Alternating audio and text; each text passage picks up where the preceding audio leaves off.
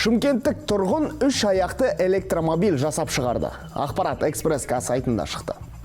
Қала тұрғыны 3 аяқты көлікпен көшеде жүйткіп жүр. Адам отыратын арнайы креслосы мен жайлы дөңгелегі өзіндік ерекшелігін байқатады. Сағатына 60 шақырым жылдамдықпен жүреді екен. Аз емес. Қуат көзі ретінде оның қозғалтқышына аккумулятор орнатылған. Бірақ энергия көп шығындайтындықтан жарық түсіретін, я болмаса бағыт сілтейтін шамдар орнатылмаған. Сондықтан жүргізуші көшеде келе жатып, оңға немесе солға бұрылу үшін өзге көліктерге қолын бұлғап өтіп кетеді.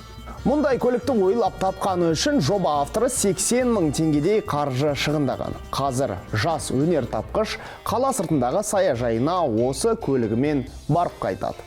Ал оны сатуға сұраныс білдіргендерге әзірге келіспей отыр. Баласына сатып алып беруге қызыққан Шымкент